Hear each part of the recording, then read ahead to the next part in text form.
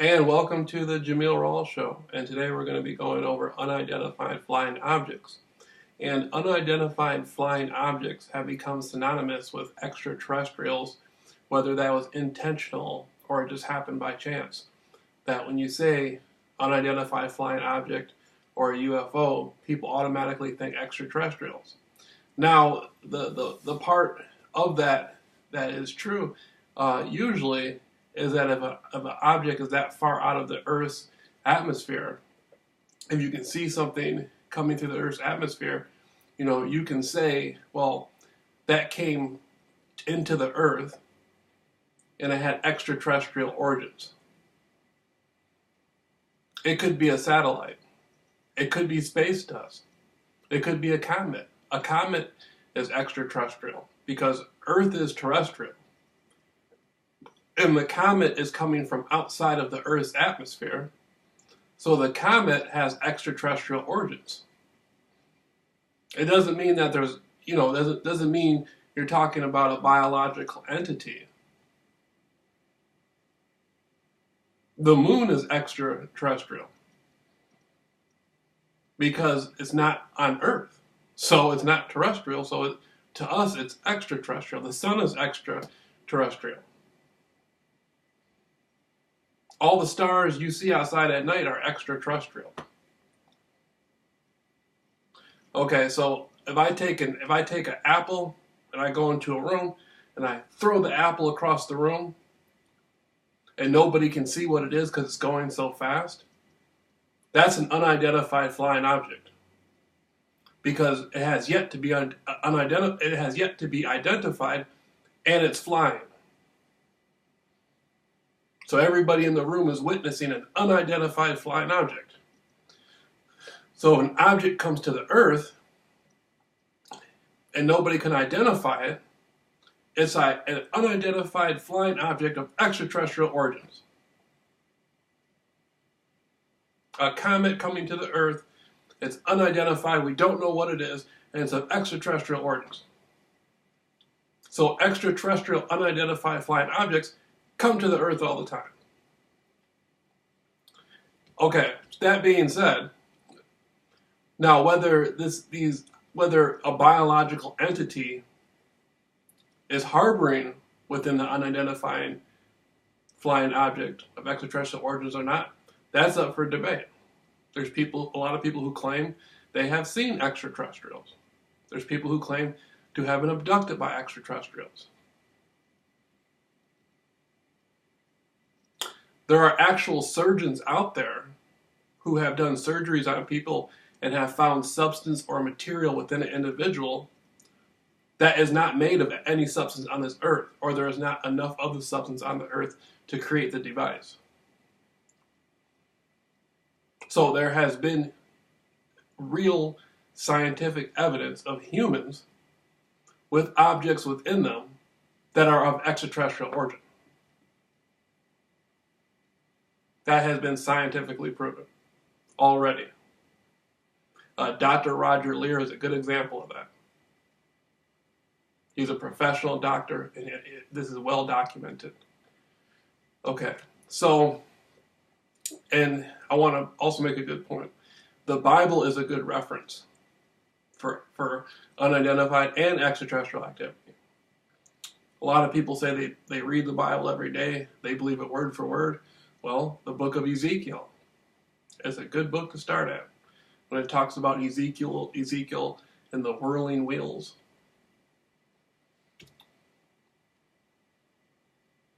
And this gets back into Genesis, which Genesis actually means the Genesis, the creation. And in book of Genesis, it always talks about people coming from the heavens, like the book of Enoch, for example. Or you can even go to the Catholic Bible, the book of Tobit. In the book of Tobit, Tobit was an angel that came from the heavens. That's in the Catholic Bible. He came from the heavens. Then he came to earth and he was hanging out in Egypt. So there's stories in the Bible. And before the Council of Nicaea got together and took books out of the Bible, there was a lot more books to the Bible. Like in the Vatican archives, They talk about the giants of the old world, and even with Revelations, the war in heavens with Archangel Michael and all this stuff. The Bible's full of accounts of non-terrestrial, being extraterrestrial beings. A lot of people call them angels, that live outside of the earth, but have a habit of coming to the earth. So the Bible's full of extraterrestrial activity. Okay? So now, getting into unidentified flying objects, we're going to go back to the 1950s. Okay? Back in the 1950s, even before that, back in the 1950s, there was a gigantic storm of unidentified flying object accounts going on. Now, I'm from Muskegon, Michigan, and I remember my grandmother explaining to me that all her friends, everybody that lived by Lake Michigan in Muskegon, saw unidentified flying objects often. And I used to ask my grandfather, being in the Air Force and all that, he thought that was fascinating, and I used to hear him talk about it, and I used to hear him ask questions of the older people who grew up down by the lake. Part of my family grew up by the lake in Muskegon for many years. So they would say, well, it was just a light. That's what my grandmother would say. It was just, I seen something moving in the sky, but it was just a light. I saw the light moving. Okay, an unidentified flying object. It doesn't mean necessarily that it was extraterrestrial was behind it, extraterrestrial biological being, but it does mean it was an unidentified flying object. Okay, so on August 11th, 1958, around midnight, this is in Muskegon, Michigan, United States of America, and this is an account right here in a docket. Unidentified but otherwise conventional objects were sighted. I love how they say that. Unidentified but otherwise conventional objects were sighted. 2 objects were observed by military witnesses for 2 hours. So in Muskegon, Michigan, August 11th, 1958, two military witnesses encountered 2 identified flying objects. Okay. Then you can go on, just going with Muskegon, Michigan, and you can sit there and read all sorts of accounts of unidentified flying objects by the lake. I've seen them myself on a few different accounts. I recorded some of the activity, and I've had people who were with me who saw these unidentified flying objects with me. We'd be sitting there at night looking at the lake, and all of a sudden we would see these lights doing strange little activity. Some people would say that, one of my friends said, those are satellites. And I said, satellites? He said, yeah, those are satellites. I said, I've never seen a satellite do anything like that. And that got my discovery. That caught my attention and made me want to do more discovery on the difference between, extraterrestrial, unidentified flying objects, what have you not, and satellites.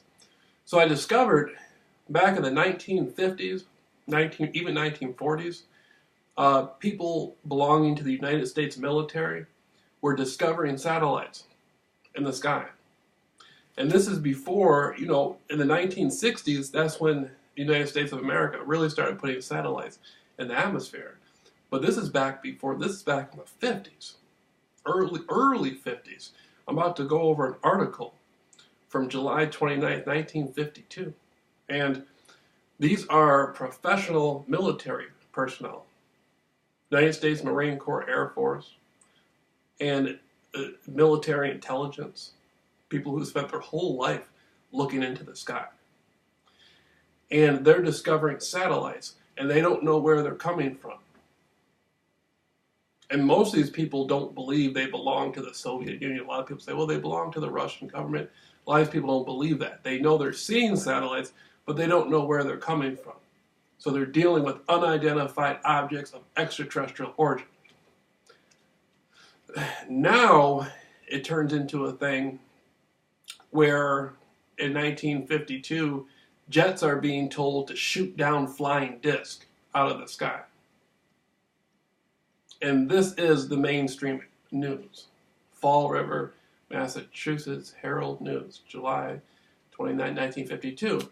The United States military are telling their employees, their soldiers, to shoot down flying discs.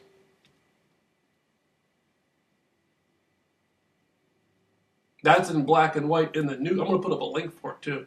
That's in black and white in the newspaper. So, Air Force puzzled but no longer skeptical. So, you have the United States military telling their military men to shoot down flying discs.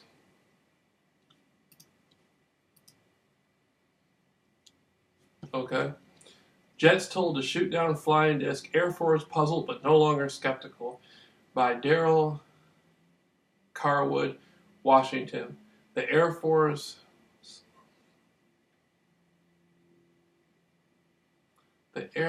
alarm. Oh, this article is so old. Let me make sure I'm reading. I want to make sure I get every word right.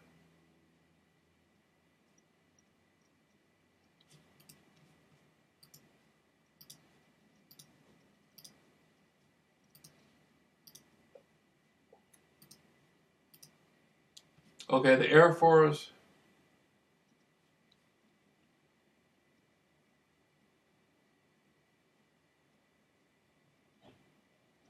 I want to say alarm, but anyway, I'm going to put a link up. The Air Force, by the inability of 600 miles an hour jet planes to catch flying saucers. Okay, so basically by the inability, Washington, the Air Force blank, by the inability of 600 mile an hour jet planes to catch flying saucers, turned today to a new type of camera to solve the 5-year-old sky mystery. So even by 1952, this had been going on for 5 years. So they were watching, the United States military was watching flying saucers for 5 years before they decided to start shooting at them. Jet pilots are operating under a 24-hour battalion-wide alert to chase the mysterious objects and to shoot them down if they ignore orders to land. However, the Air Force confessed that none of its jets have come within shooting range of the blinking, enigmatic flying disc. Excuse me, my reading is a little bit slow.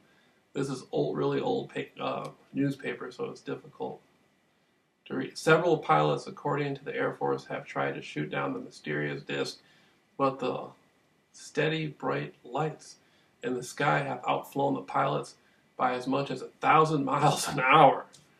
So, again, the United States military is saying they have 600-mile-an-hour jets, and this is back in 1952, and they're trying to chase down flying saucers that are going 1,000 miles per an hour in 1952, and this was in the public news. An Air Force spokesman said, new type camera may be able to bring the mystery to an end. He said the camera photographs luminous phenomena. It uses the principle employed by astronomers in determining the composition and stars. Air Force scientists hope to determine the physical makeup of the phenomenon and identify its source. Major General John Samford, Chief of Air Force Intelligence, said that new type cameras have been ordered and will be distributed to jet plane pilots as soon as they became available. I'm going to have to make a part 2 to this one second.